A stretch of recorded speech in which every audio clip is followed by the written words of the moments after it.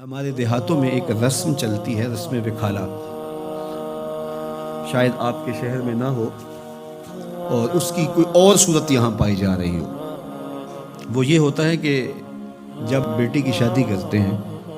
تو اس کو جو جہیز دینا ہوتا ہے وہ چار پائیوں کے اوپر بچھا دیتے ہیں، اور ایک خاتون کو کہتے ہیں جاؤ پورے محلے کی خواتین کو بتاؤ کہ ہماری بیٹی کا جہیز دیکھ جائیں،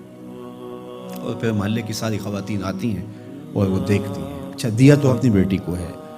محلے کی خواتین کو ہم دکھا رہے ہیں صرف داد وصول کرنے کے لیے۔ کل چوپالوں میں تذکرے ہوں کہ واہ واہ سیٹھ صاحب نے، چودھری صاحب نے،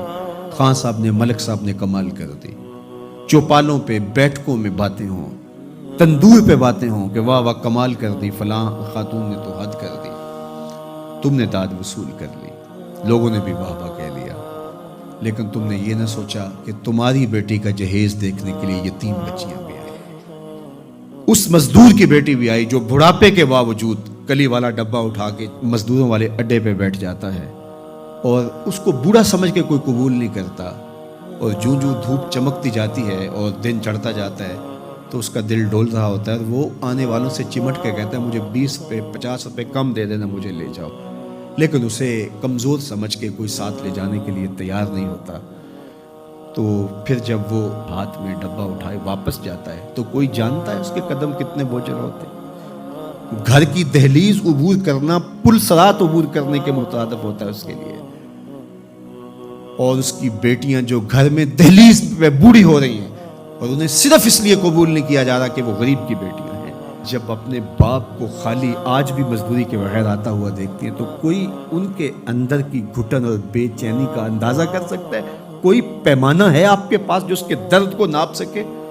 تمہاری بیٹی کا جہیز اس مزدور کی بیٹیاں بھی دیکھنے آئیں، تم نے تو داد وصول کر لی، لیکن جو زخم ان کے کلیجے پہ لگے اس کا مداوا کس کے پاس ہے؟ تارا ٹوٹتا سب نے دیکھا، یہ نہ دیکھا ایک نے بھی،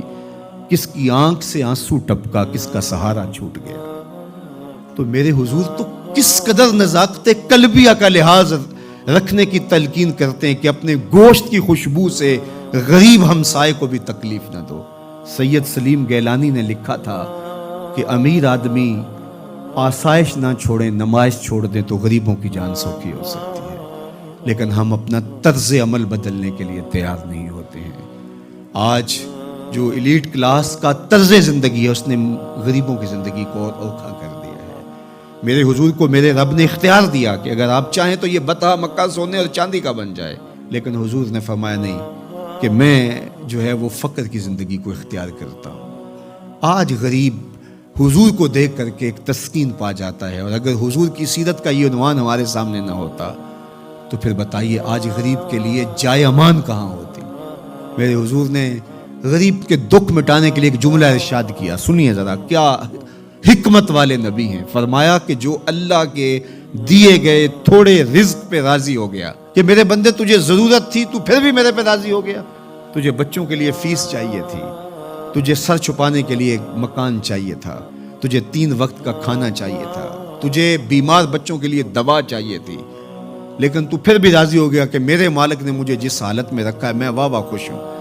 تو جو اللہ کے دیے تھوڑے رزق پہ راضی ہو گیا، اس کو تو ضرورت تھی پھر بھی راضی ہو گیا،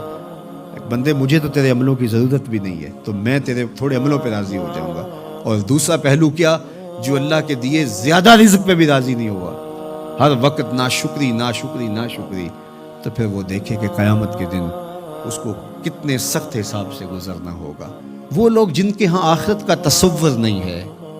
وہ اس دنیا کو ہی سب کچھ سمجھتے ہیں، وہ تو آنکھیں بند ہوگی تو پتہ چلے گا کہ آخرت تھی یا نہیں، لیکن جن کا آخرت کا تصور موجود ہے ان کو یہ زیبا نہیں ہے کہ اپنی آخرت بارے میں کچھ نہ سوچیں۔ تو اللہ مجھے آپ کو حضور کی سیرت کے سانچے میں زندگیاں ڈھال دینے کی توفیق عطا کرے۔